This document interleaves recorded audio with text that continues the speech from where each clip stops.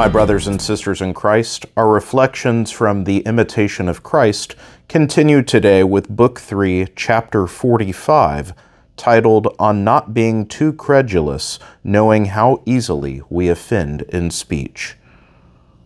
The disciple says, "Help me, O Lord, in my trouble, for any human assistance is worthless.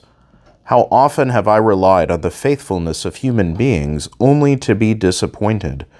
Yet how often have I found loyalty where I least expected it? How foolish, therefore, to put our complete hope in human beings, for it is only in you, dear Lord, that the righteous may trust without fear of betrayal. You, O Lord, are greatly to be blessed in all things that befall us. How weak and unstable we are, and how easily and quickly we are deceived and changed. Who is there who can behave so carefully and prudently in all things as not to be sometimes mistaken or perplexed? Certainly very few.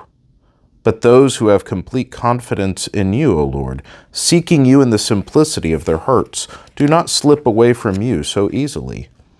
And if they should lapse into trouble, no matter how deeply they become involved, you, O Lord, are ever ready to rescue them and comfort them. For you never abandon the soul who completely trusts in you. It is rare indeed that one finds a friend so faithful as to stick with us through thick and thin. You, O Lord, are most faithful in all things, and there is no other but you.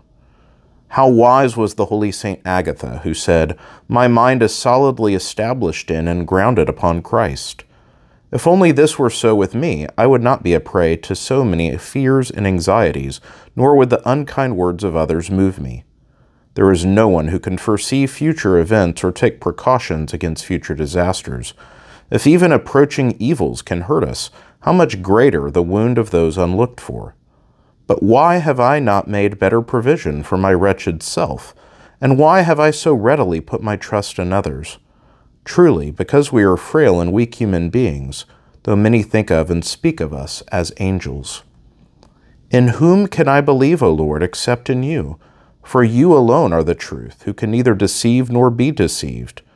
On the other hand, Psalm 116 says all people are liars, weak, unstable, and subject to fail, especially in speech, so that even what seems to be true, we should not be too ready to believe.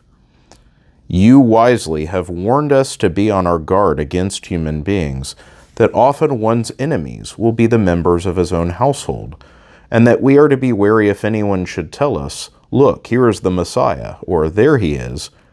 This I have learned at great expense, and I hope it will make me more cautious in the future. Those who confide their secrets to others, cautioning them not to repeat them to a soul, often cannot keep their own secrets, but betray both themselves and their confidants.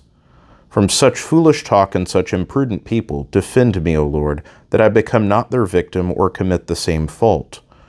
Grant that my words be true and constant, and drive far from me a sly and malicious tongue. What I am unwilling to endure, I certainly ought to use all means to avoid myself. How good and peaceful it is to remain silent about other people's words and deeds, not to believe without proof all that is said, nor lightly to repeat all we see or hear. We should open our own hearts to very few, for it is better to seek you, Lord, who can see into every person's heart. It is not for us to be wafted about by every wind of words, but rather to hope that both our interior and our outward life may be lived according to your holy will.